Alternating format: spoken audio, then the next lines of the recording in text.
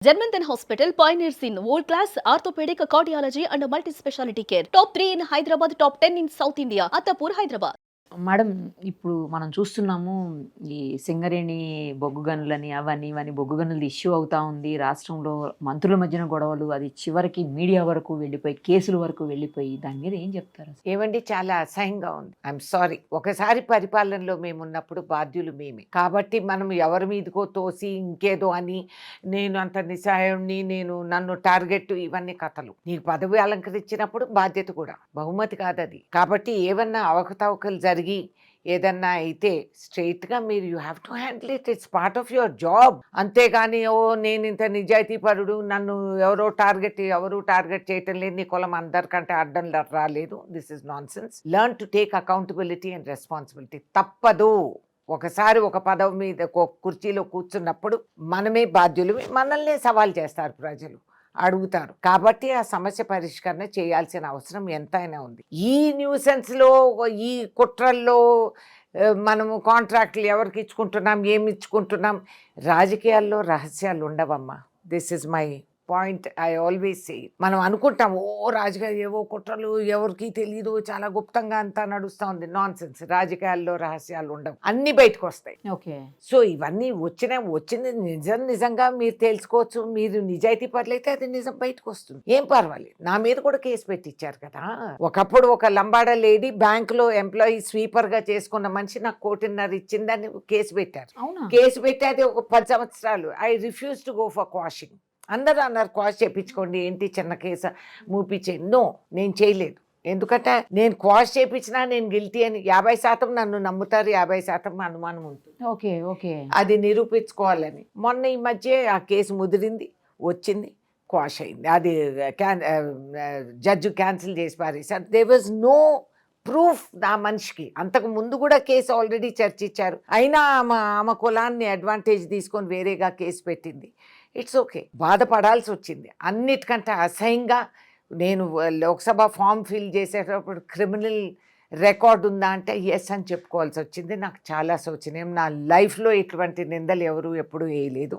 ఇది సరే, ఓకే. వాడు ఆ పోస్ట్లో ఉన్నప్పుడు వస్తాయి ఇవన్నీ. We had to deal with it. సీతమ్మని సవాల్ చేసిన సమాజం నేనెంత కానీ. సో ఇట్లాంటివన్నీ జరుగుతూ ఉంటాయి. బట్ నిజం అనేది నిరూపించుకోగలుగుతాం. సో దీంట్లో అవకతవకలు ఉంటే మీరు open order and open enquiry.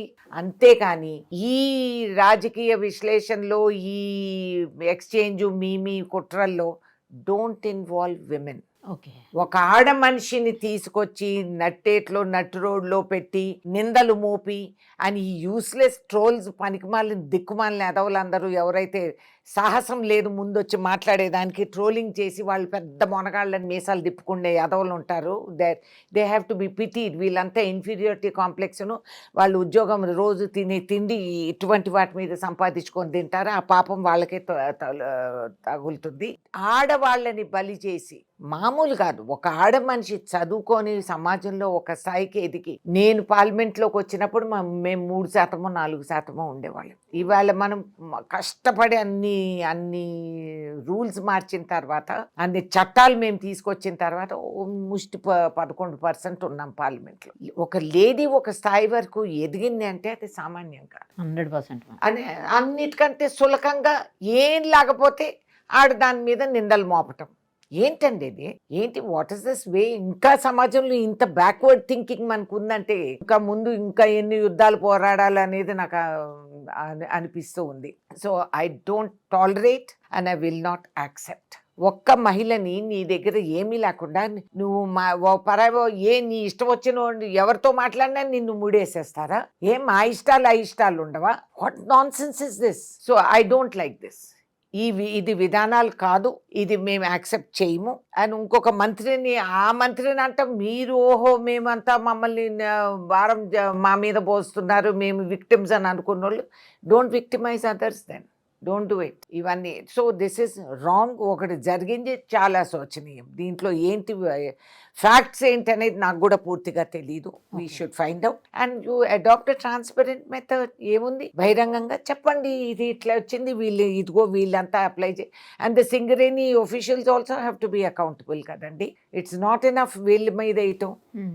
మరి ప్రొసీజరు దీంట్లో ఏమన్నా అవకతవకలు జరిగాయా అవి కూడా కనుక్కుందాం. ఎందుకు వన్ వేగా ఎక్కడన్నా వెళ్తా ఉండేది? That's not the system, that's not the విధానం, and that is not Congress లక్ష్యం. అసలు ఇదంతా కావాలనే చేస్తున్నారు అని కూడా కొంతమంది మాట్లాడుతున్నారు మేడం. నిజమా? అట్లా కాంగ్రెస్ ని బ్లేమ్ చేయడం కోసం, కాంగ్రెస్ ని ఇరకాటంలో పెట్టడం కోసం అమ్మ, రాజకీయాల్లో ఇవన్నీ రేవంత్ రెడ్డి సహజం. గారిని పెట్టడం. No, రాజకీయాల్లో ఇవన్నీ సహజం కాదని ఎవరు అంటారు? అఫ్ కోర్స్ ఈ కుట్రలు ఇవి అవి అవే రాజకీయాలు ఈ కాలం. So that's okay.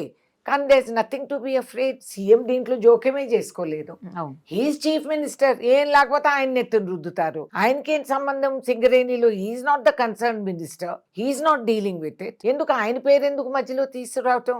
నేను ఆయన్ని డిఫెండ్ చేయటంలో ఉన్న వాస్తవాలు నేను చెప్తున్నాను. Yes, as chief minister he must conduct an enquiry and come to the conclusion. మళ్ళీ ఇట్లాంటివి జరగకుండా. ఎందుకంటే ఒక వ్యక్తి ఒక ఆలోచన కాదు, ఇది పార్టీ మీద పరిపాలన మీద మాపు. It's not good. ఖమ్మంలో జరిగినటువంటి సిపిఐ మహాసభకి మొన్న 100 సంవత్సరాల సభకి సీఎం కూడా అటెండ్ అయ్యారు. ఆఫ్ కోర్స్ చాలా పాజిటివ్ కామెంట్స్ టీడీపీ వైపు చేసినటువంటి పరిస్థితి. దాని మీద కూడా ట్రోల్ చేస్తున్నారు చాలా మంది. చేస్తారు. ఆయన గత టీడీపీ రిలేషన్షిప్ ఉన్న వాళ్ళం అందరమే. మీరు కూడా కదా. So that's okay. But today we are with Congress కదా. అండ్ అక్కడ సిపిఐ సిపిఎం అదే ఒకప్పుడు నన్ను ఇంద్రజిత్ గుప్తే గారు పార్లమెంట్ లో నన్ను చూస్తానే హలో కాంకరర్ ఆఫ్ ఖమ్మం అని అనేవారు. సో అఫ్ కోర్స్ కమ్యూనిస్ట్ పార్టీలతో ఎప్పుడు కూడా మనకి సంబంధాలు కొన్నిసార్లు వ్యతిరేకం చేస్తారు, కొన్నిసార్లు కలిసి పని చేసుకుంటారు. కానీ ఇట్ ఈస్ అవసరం అట్లాంటి పార్టీస్ ఉండటం as a course correction. So that వాళ్ళ మొండితనంలో వాళ్ళ వైఖరిలో కొన్ని బ్యాలెన్సెస్ కూడా వస్తాయి. సో మనం బ్యాడ్ అని ఏమనుకో, ఎనిమీ అని ఏమనుకోనక్కర్లేదా. బీజేపీ అంటే అది వేరే ఇష్యూ. బికాస్ బీజేపీ ఆలోచన విధానం is negative to secular politics and long term nation building. ఇప్పుడు ఏమన్నా డబ్బాలు కొట్టుకోనివ్వండి, వాస్తవానికి they have divided the society and communists are not like that. They have the larger good at heart. కొన్నిసార్లు of course we have differences and of course కొన్నిసార్లు main issues పైన పార్లమెంట్లో మాతో డిఫర్ అయిన రోజులు కూడా ఉన్నాయి. బట్ ఓవరాల్గా Khammam particularly thanks to them we have become aware. మా కార్యకర్తలందరూ highly politically aware and sensitive. And కొన్ని విషయాల్లో we should learn from the communist. వాళ్ళు గ్రాస్ రూట్ ఆర్గనైజేషన్, వాళ్ళు ఏ విధంగా వాళ్ళు పని చేస్తారు, పోరాడతారు. కొన్ని వాళ్ళ సిద్ధాంతాలు అందరికీ లేవు ఆ సిద్ధాంతాలు. ఇవాళ కమ్యూనిస్ట్ పార్టీల్లో కూడా అందరూ అంత గొప్ప అని కాదు. Some are great. We like to take good qualities from everyone and learn.